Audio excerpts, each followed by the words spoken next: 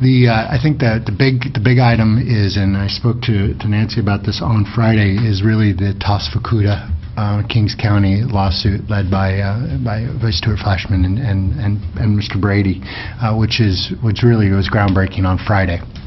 I think everybody is trying to figure out what exactly it's going to mean.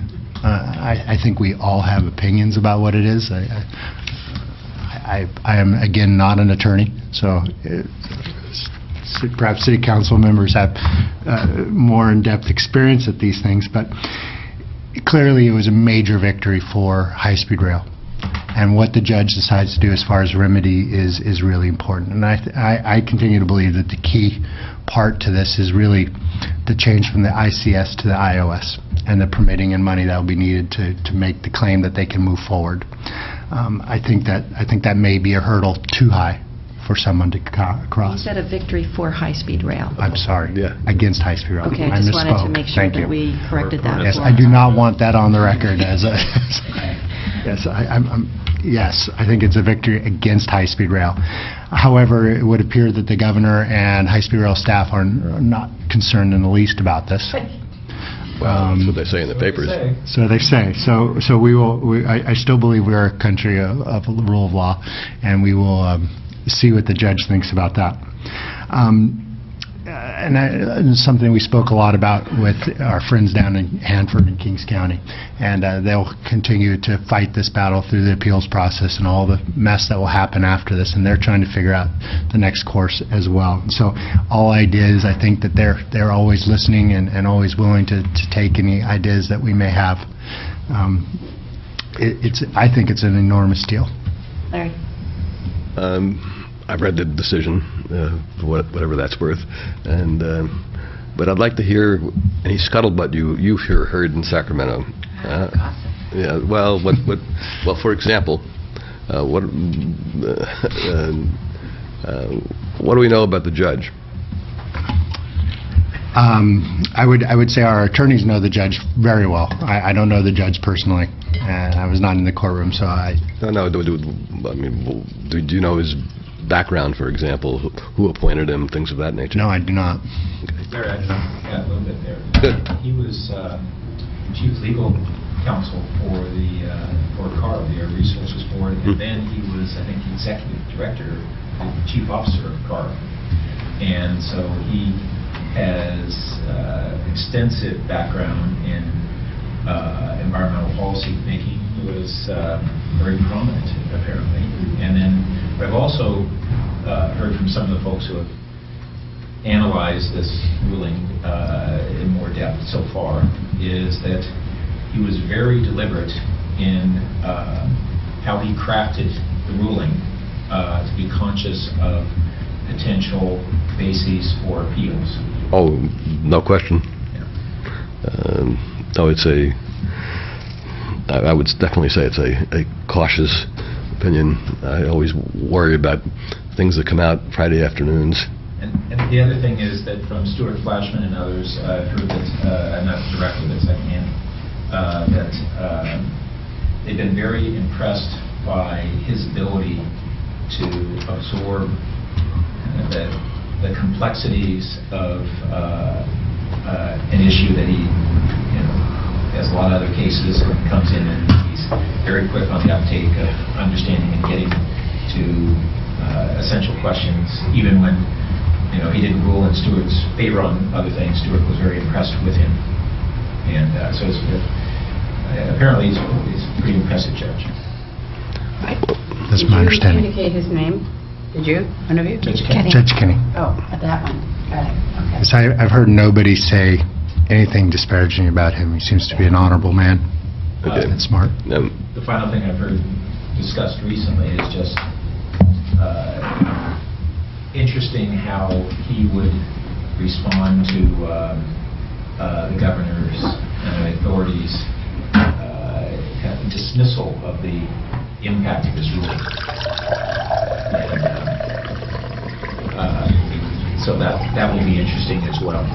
And John, you mentioned that this was the most important part, but that we still not only have the hearing on the remedy coming up, which the plaintiffs are working on their proposals, but the second half of this case, so there could be additional rulings against the authority on travel time and ridership and some other contested issues, correct? Absolutely. Okay. I'm not sure when that's going to be I don't know if the going hearing forward. date has even been set. Has it been set? Okay, I just want to do a time check. Sorry. Usually we have about an hour-and-a-half meeting, and I just want to confirm with colleagues here that we can take this meeting till 10:30. Yeah. or later. Okay, so, thank you. Great. Just John, Yes, sir. I'm sorry.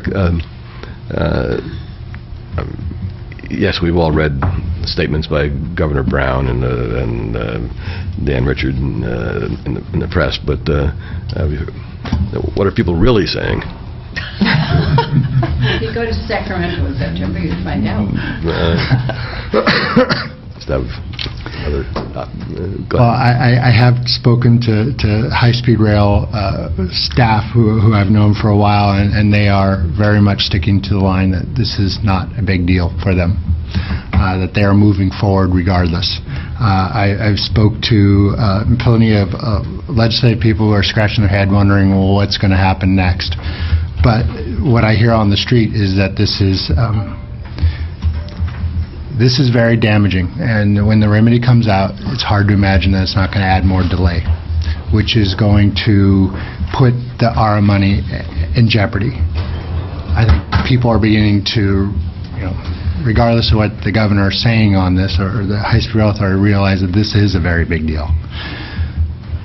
But again, and there's been terms put out there, hey, this is a dead man walking, we just need to figure out how we end this. I think it's much more complex than that, and as long as there's $10 billion out there, this is simply not going to go away. So hopefully what people are trying to figure out is a transition that allows people to change their minds. And that has not been, there's plenty of opportunity out there. There's the new Hyperloop idea that came out, which is a great idea for somebody to begin to explore. And it gives people a way to transition out of a bad situation. But again, that hasn't been, we're not so sure that the political will is there yet.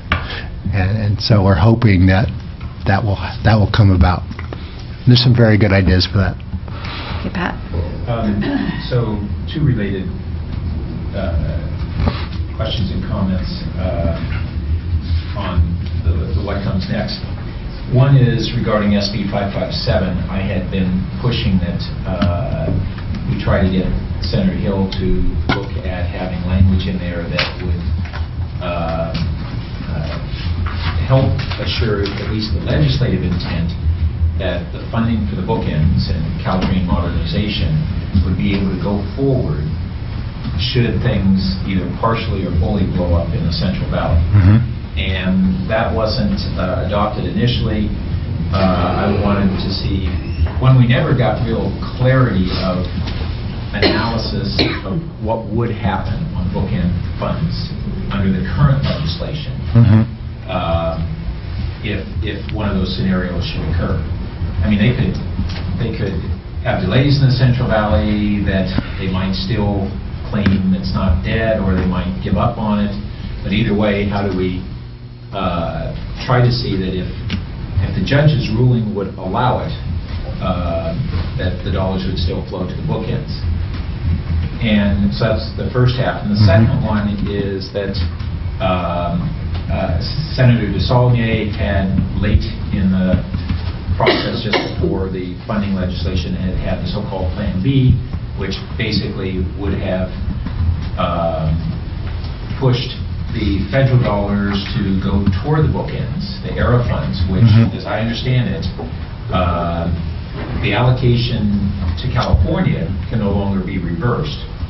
But the projects that they would be spent on in California are still open to federal administrative discretion, and that they could choose, if they decided to switch those dollars to the bookends and give up on the initial construction segment. And so, have you heard any discussions on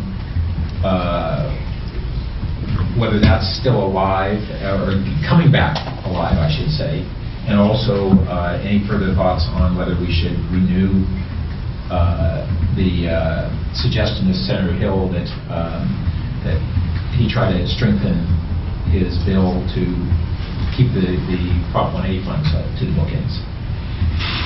To the first point on Prop 1, on Plan B, or Scenario B, obviously, I think if, as CARD is put forward, I think everything short of $300 million of that ARA fund can go to those other places. I have not heard that discussion reopened. I think it's going to have, they're going to have to, something out of the remedy would have to break through, and people will have to start looking back at those other opportunities. To me, that still seems like a great opportunity because it helps out Caltrain. It allows the city to reach its objectives and does some good things, which would be great. But people haven't crossed that threshold yet. But we certainly will bring that back. And as to your second point with Senator Hill and strengthening that legislation, we can certainly talk to his staff and see whether that's going. I think there might be some hesitation in the fact that things are going well. Possibly more interest in light of the ruling. Possibly, but at the same time, if it looks like they're scrambling to sort of get their ace because everything's falling apart, it may not cross the governor's desk in the correct manner.